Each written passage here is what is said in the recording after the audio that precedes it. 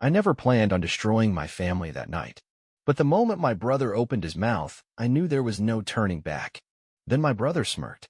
So, still pretending it never happened? My chest tightened instantly. Julia's hand tensed on my thigh under the table, a silent warning, a plea. Don't start. Let it go. But I wasn't letting it go. Not this time. I don't know what you're talking about, I said, my voice cold, my grip on my fork tightening until my knuckles ached. Yes, you do. His grin widened, smug and cruel. He leaned back in his chair like this was nothing more than a game. You always were good at lying to yourself.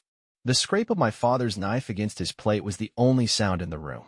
My mother still wouldn't look up, wouldn't acknowledge the conversation that was about to crack everything open. But I wasn't looking at them. I was staring at my brother, at the way he was pushing me, testing, seeing how far he could go before I broke. And he was enjoying it. Ethan looked between us, confused. He was too young to understand, but he could feel it. The shift. The way the room had turned dangerous. I exhaled slowly, setting my fork down with deliberate care. Say what you want to say, Daniel. His eyes gleamed. He lived for this. Fine. You let him do it. You let him get away with it. And you expect the rest of us to keep playing along. The room went silent. Julia's grip tightened on my leg. My mother's wine glass trembled slightly in her hand. My father, he didn't react at all. Just kept eating, chewing, swallowing, as if his name hadn't just been thrown into the fire. The air was suffocating. I felt Ethan's eyes on me, waiting, watching, needing to understand why his father suddenly looked like he was about to snap. I was a kid, I said, and my voice was nothing like my father's. It was raw, broken, desperate in a way I hated. I didn't let anything happen. He did what he did, and you know it. Daniel laughed. He actually laughed, shaking his head, looking at me like I was pathetic. Yeah, and you did nothing. You let Mom pretend. You let everyone pretend. And now you get to sit here and act like you're better than him. My mother's breath hitched. Daniel, that's enough. But it wasn't. He wasn't stopping. He leaned forward now, all amusement gone, his voice lower, sharper. You think because you moved out, because you got your own family, because you pretend hard enough that it didn't happen to you, that it just disappears? That he isn't still the same monster? My father finally looked up, finally acknowledged the conversation. But there was no fear in his expression. No guilt. No remorse. Just boredom. Like we were nothing more than background noise, a mild inconvenience. And that's when it hit me. I had spent my whole life running, thinking that if I was good enough, if I was quiet enough, if I built something separate, something untouchable, then I had escaped. But I hadn't. I had never really left. Because here I was, still sitting at his table, still letting him pretend, still letting my silence protect him. I stood up so fast my chair scraped against the floor, loud and sharp. Ethan flinched. Julia whispered my name, a warning. My mother's face had gone pale. Daniel just watched, waiting to see if I had it in me. I turned to my father. You don't get to sit there and act like you didn't ruin us. He blinked, slowly, like he was processing whether I was even worth a response.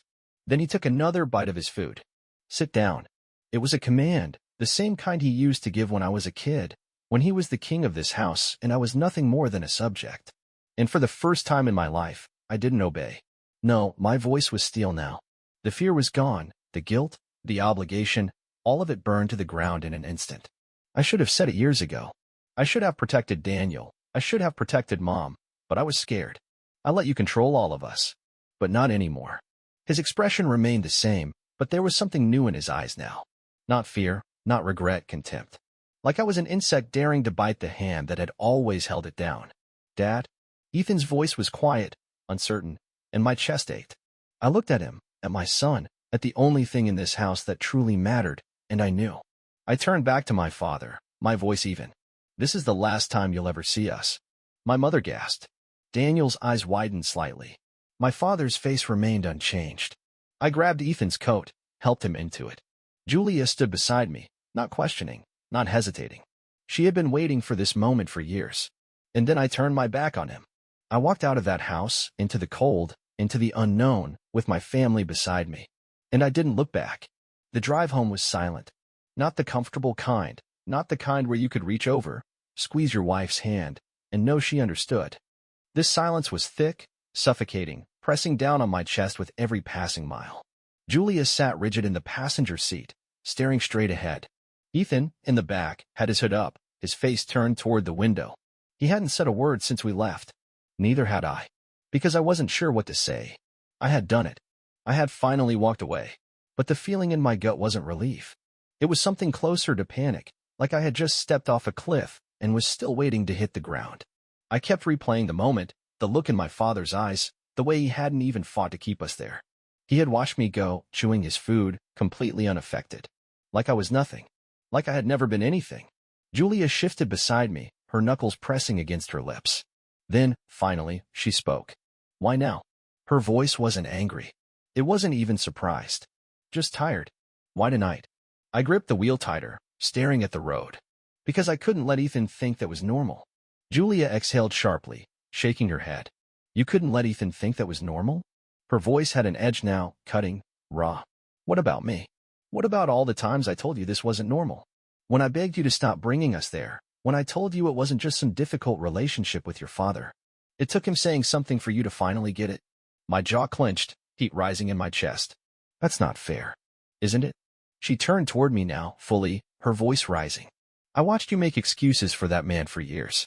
I watched you let him tear you apart and pretend it didn't matter. I watched you sit through his insults and let Ethan watch you take it. You knew it was wrong, and you still let it happen. I pulled into the driveway, cutting the engine before I turned to face her. You think I don't know that? My voice was lower, rougher, fighting to stay steady. You think I don't know how many years I wasted trying to convince myself he wasn't as bad as he was? That I didn't want to believe it. Ethan shifted in the back seat. I exhaled, dragging a hand down my face. I should have left sooner, I admitted, forcing the words out. I know that. But I left now. Julia held my gaze for a long moment before shaking her head. Yeah, she murmured, voice flat. You did. She climbed out of the car, shutting the door harder than she needed to.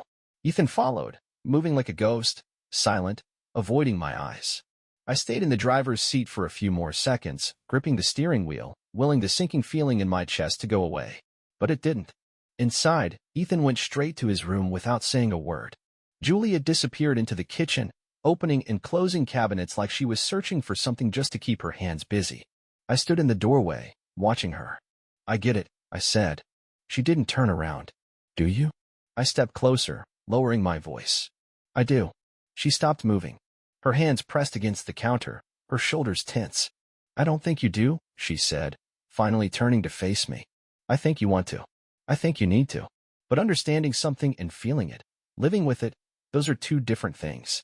I swallowed hard. So what do I do? Julia studied me, her expression unreadable.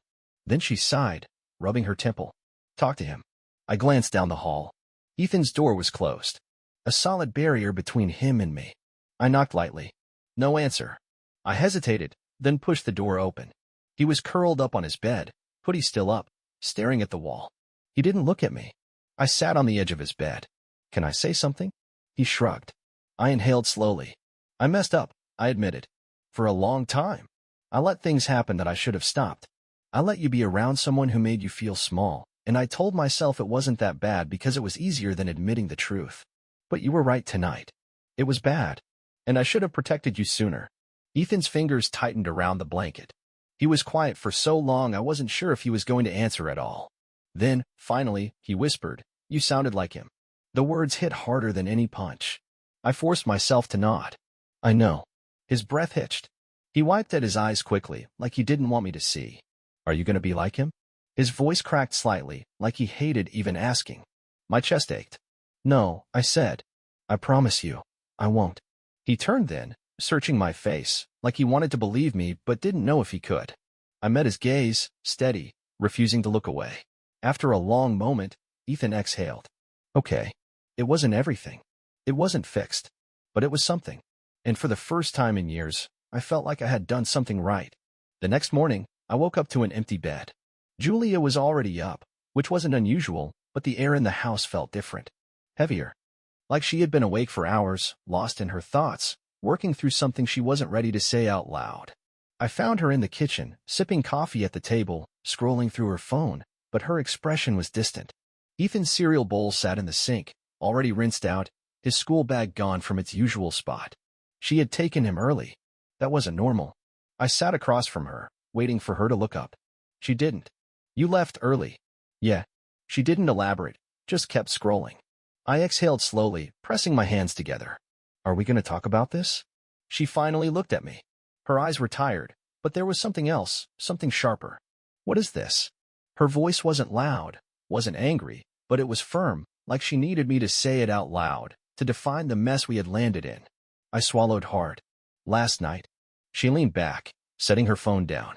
Okay, let's talk about last night. She crossed her arms, waiting, giving me the floor, but I had a feeling nothing I said would be the right answer. I hesitated, choosing my words carefully. I should have left years ago. Yeah, you should have. I should have listened to you when you said this wasn't normal. You should have, she agreed again, nodding, like she had already had this conversation in her head and had been waiting for me to catch up. And now? What happens now? I frowned. We moved forward. She let out a short laugh, but there was no humor in it. Move forward to what? Her voice sharpened. You think walking out last night was the end of it? That now everything magically resets? I tensed. I never said that. No, but you're acting like it. She shook her head, rubbing her temples. You don't just cut off a man like your father and expect him to stay gone. He doesn't let things go. He won't let this go. The weight of her words settled into my chest. I had spent my entire life believing the worst of him was in the past, that his grip on me had loosened with time, but I had never really tested that theory. I had never really pushed him before. Not like this. And Julia was right. He wasn't the type to be ignored. She sighed, standing up, pouring herself another cup of coffee. Daniel called me this morning. My stomach twisted. What? He said your father's pissed. She turned, leaning against the counter, arms crossed. Not just pissed. Humiliated. I clenched my jaw. I don't care. Don't you? She raised an eyebrow. Because you should. A cold realization sank into my bones. Humiliated. My father had never been humiliated in his life. He had always been the one holding control, the one everyone tiptoed around. Last night wasn't just me walking out, it was me ripping something away from him. And he wouldn't accept that. I grabbed my phone from the table, checking my notifications. Nothing from him. Nothing from Daniel. I should have felt relieved. Instead, my pulse only quickened. Silence wasn't good. Silence meant he was thinking. Julia watched me carefully. You need to be prepared for what comes next. I am, I said automatically. She shook her head. No, you're not. You think this is over. It's not. He will try to pull you back. He'll use guilt, threats, manipulation, whatever it takes.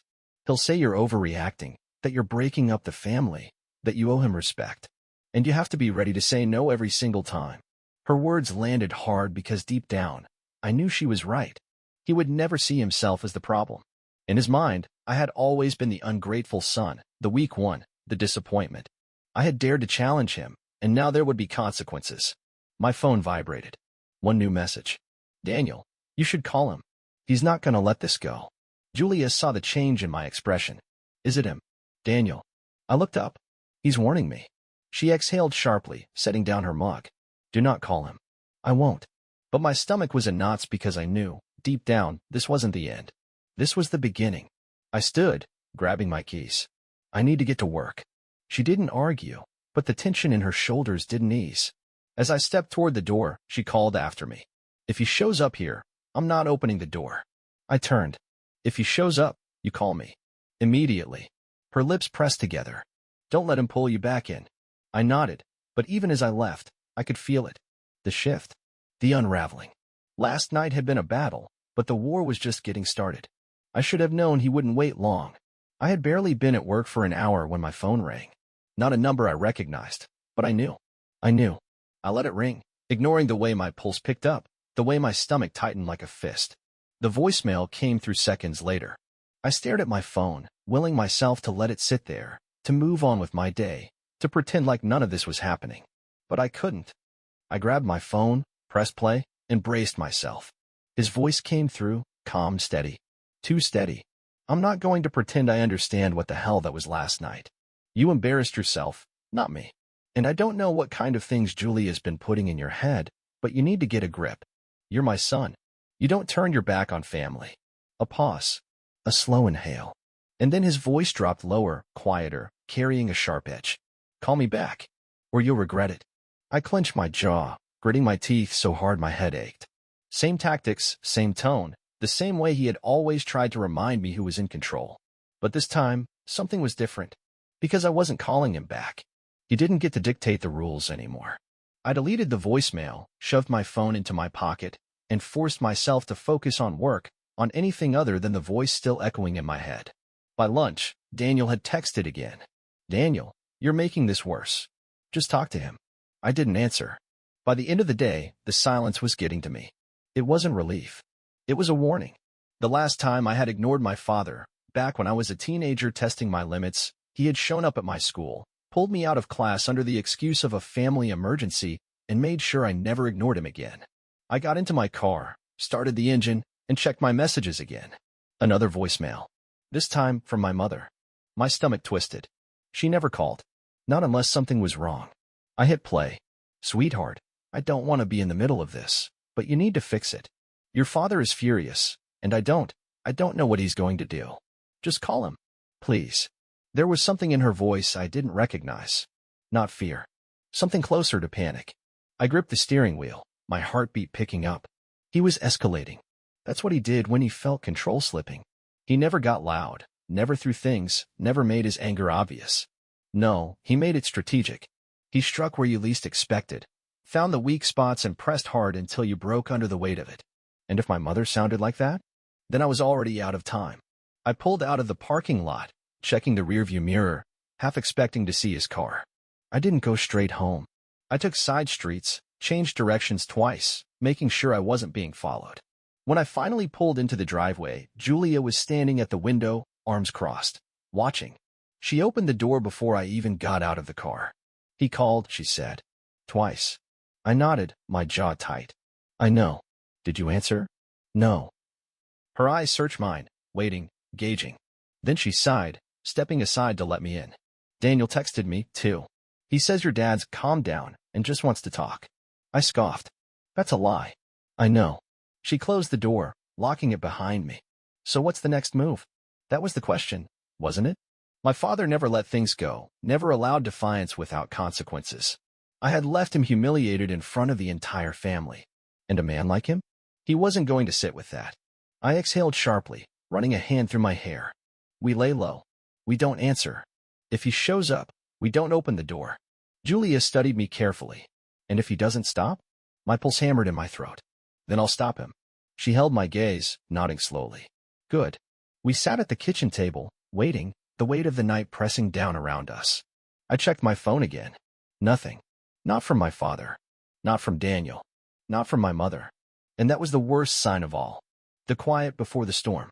The knock came at exactly 8:17 p.m. Not loud. Not rushed. Just two slow, deliberate raps against the wood, steady, controlled. Julia and I froze.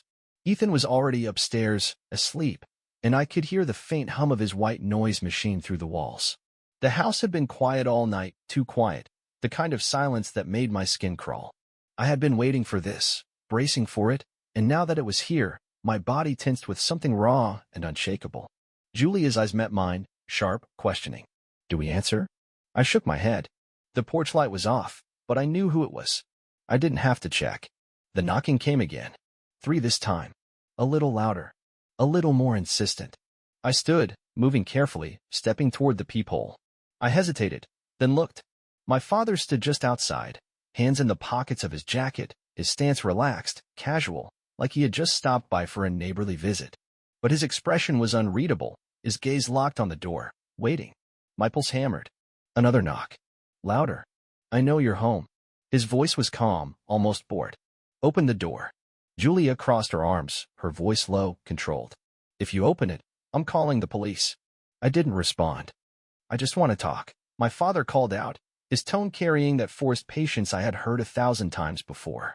You owe me that, at least. I exhaled slowly, forcing my pulse to slow. I don't owe you anything. Silence. Then, a soft chuckle. That's not how family works, son. I clenched my fists.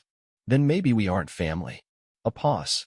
A beat of quiet so thick I thought, for a second, that maybe he would just leave. But then he sighed, stepping closer. The shadow of his figure stretched across the door, looming. I'm going to say this once, he murmured, voice low, deliberate. You're making a mistake. A big one. You don't get to walk away from me like this. You don't get to make me the villain. I stared at the door, my throat tight, my grip white-knuckled on the handle. Julia reached for her phone, lifting it in clear view of the peephole, her finger hovering over the emergency dial. My father saw it. He let out another sigh, slow and controlled. "All right," he muttered. "You want to play it like this? Fine." He stepped back, his shadow shifting. "But remember this, son. You'll regret it." Then, just like that, he turned. Walked back down the steps. Didn't rush. Didn't stomp. Just walked like he had all the time in the world. Like he wasn't angry, like he wasn't planning something, like he had already won. I didn't move. Julia didn't move. We listened to the sound of his car starting, of his tires rolling down the street, of the last traces of him disappearing into the night. But even as the silence returned, I knew it wasn't over. This wasn't a warning. It was a promise. I barely slept that night. Every sound outside made my body tense. Every shift in the house had me on edge. Even after his car disappeared, I couldn't shake the feeling that he wasn't really gone. That he was circling somewhere nearby, waiting for the right moment to strike. Julia barely spoke after he left, but I could feel her restlessness. She was watching me, waiting for my next move, waiting to see if I'd break, if I'd cave the way I always had before. But I wasn't caving. Not this time. By morning, my phone had more missed calls. My mother. Daniel. An unknown number I didn't recognize but could easily guess. I ignored them all. I wasn't playing this game. I wasn't letting him pull me back in. But then, just as I was pouring a cup of coffee, another text came through. "Daniel, you need to see Mom. Now." I stared at the message, something twisting in my gut. I knew what this was. I had seen it before. He was using her. He wasn't getting through to me, so he was making sure I heard from someone I wouldn't ignore. My father never hit my mother, never left bruises, never gave her any visible scars. He didn't have to. He controlled her with something worse, guilt, manipulation. That quiet, crushing voice that made her believe she owed him something, that she had to protect him. Julia leaned against the counter, arms crossed, already reading the tension in my face. "Don't go." I rubbed my jaw, staring at the text, my pulse pounding. "If I don't, he's just going to use her to get to me anyway." "He's using her now," she shot back. "You think she sent that message? You think it was her idea?" I didn't. I knew exactly how this played out. My mother had probably been pacing the kitchen all morning, twisting her hands, whispering, "Just talk to him. Just fix this. Just make things go back to normal." And my father? He had let her. He had fed her the lines, let her build up the pressure until she cracked, until she believed it was her idea to reach out. I exhaled, my grip tightening around my phone. I need to hear it from her. I need to know if she's okay. Julia's eyes burned into me. "And what happens when she tells you to come back? To stop this before it gets worse? Are you going to listen? Or are you actually going to put an end to it?" I held her gaze. "I'm not going back." She didn't answer for a long moment. Then she grabbed her keys off the counter, jaw tight. "I'm driving." We didn't speak on the way there. I kept staring at the roads, every intersection bringing me closer to the house I never wanted to see again. When we finally pulled up, my mother was already outside, standing at the edge of the porch, twisting a dish towel in her hands. Her eyes flicked to the car, relief flooding her face as she hurried down the steps.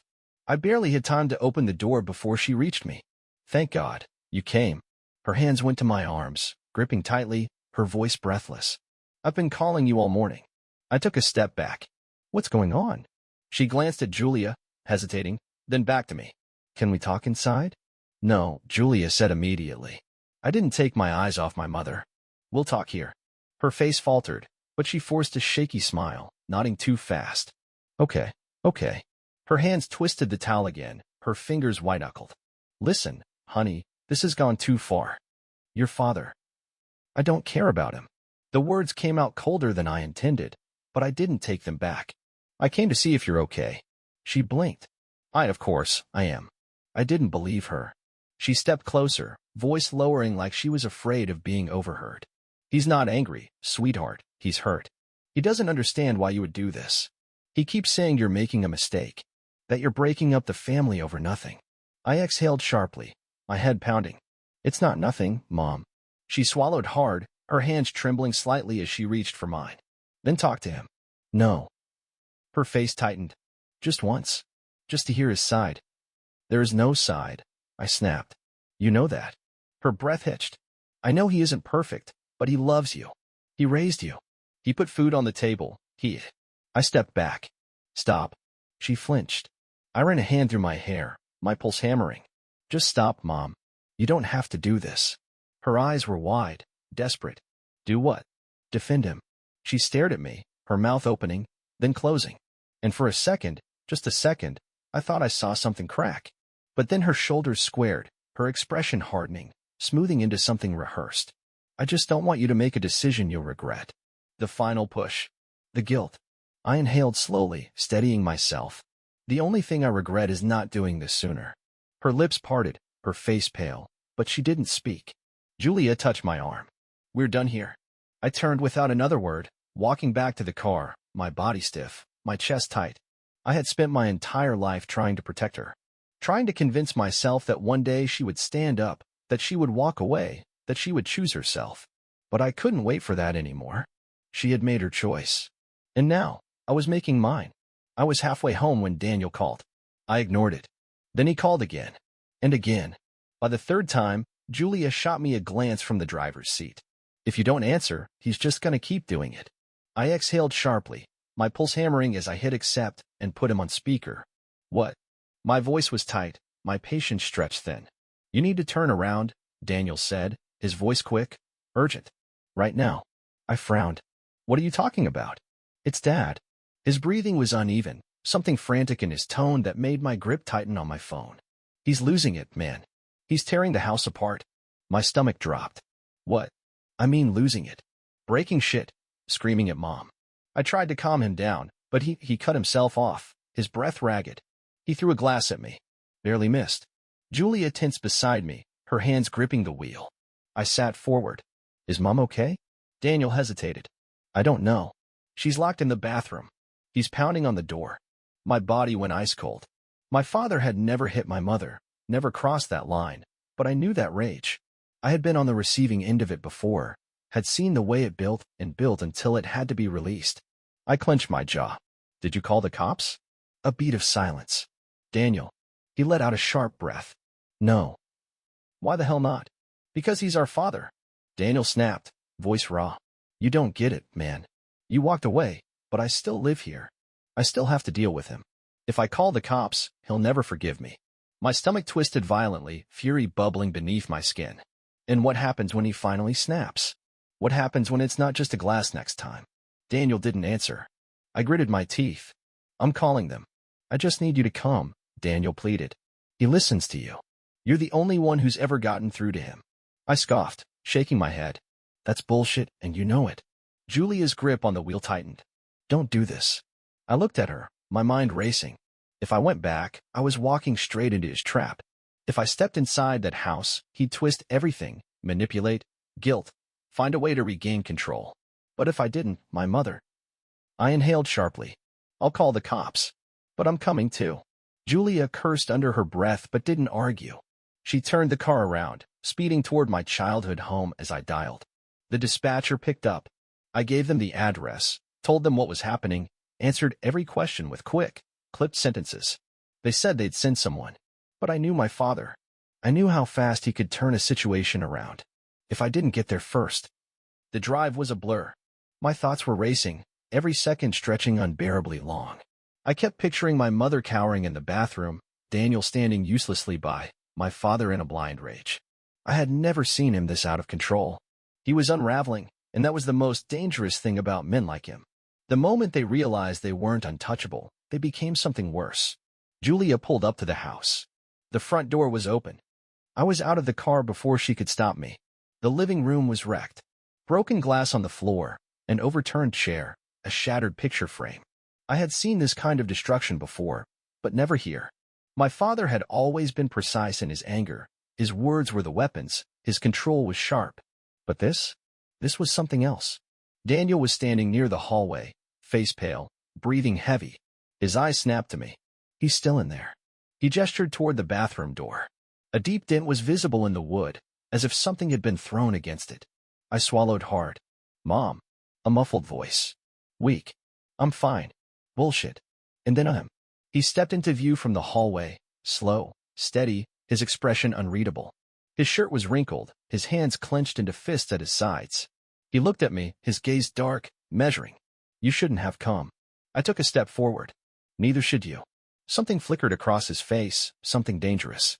This is my house. Not anymore. The sound of approaching sirens filled the distance, growing louder, closer. His eyes flicked toward the window, then back to me. He knew. He knew I had called them. I expected him to explode, to rage, to throw something, to lash out. But instead, he laughed. Quiet. Cold. You think this changes anything? His voice was steady, unshaken. You think they're going to do anything to me? My throat tightened. The siren stopped. Doors slammed outside. And my father just smiled. Like he had already won. The second the police walked through the door, my father's entire demeanor changed. The smirk disappeared, his posture relaxed, his fists unclenched. He turned toward them with a look of pure confusion, shaking his head slightly, as if they were interrupting some peaceful family gathering. Officers, he said, voice even. Is there a problem? I clenched my jaw. He's acting. I had seen this before, the way he could morph, shift, become whatever version of himself he needed to be. The way he had convinced teachers, bosses, even family members that he was just a normal, hard-working man who had raised two sons the best way he knew how.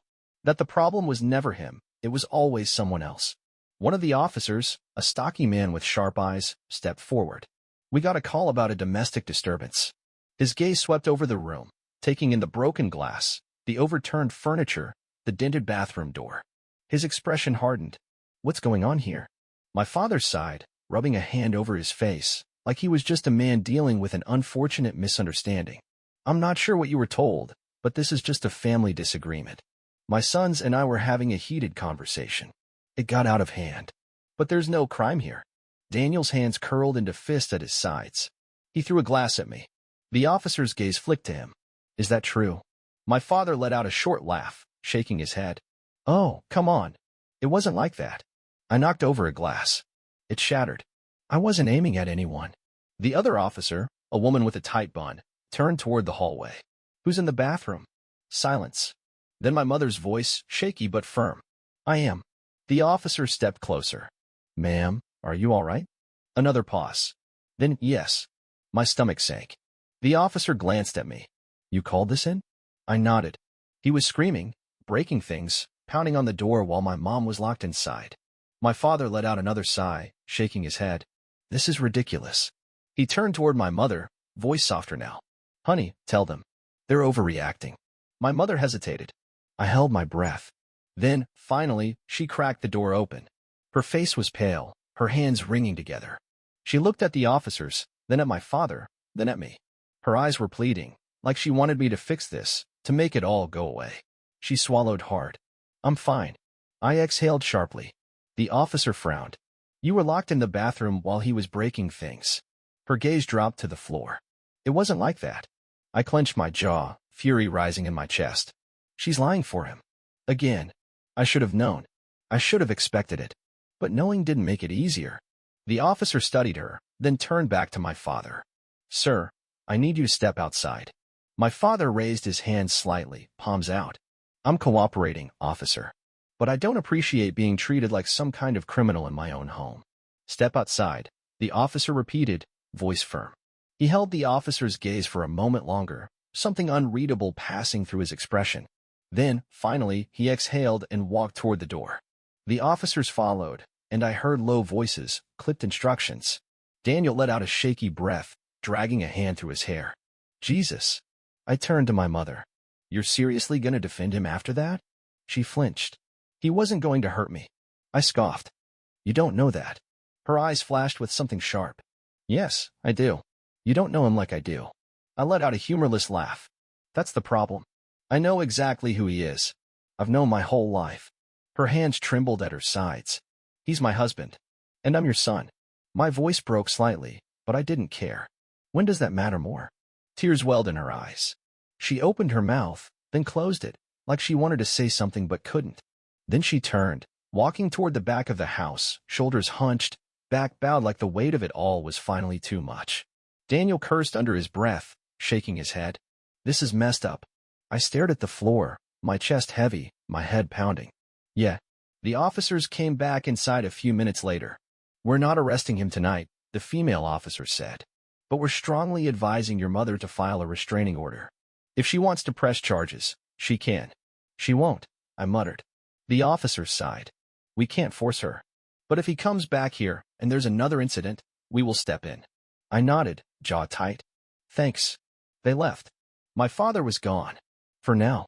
Daniel let out another breath, running both hands over his face. What the hell do we do now? I turned toward the door, my pulse still hammering, my body still wired. We leave. He frowned. And then what? I exhaled sharply. And then we never come back. Silence doesn't protect anyone. It only gives power to those who don't deserve it. The moment you choose to speak, to stand, to walk away, is the moment you take that power back.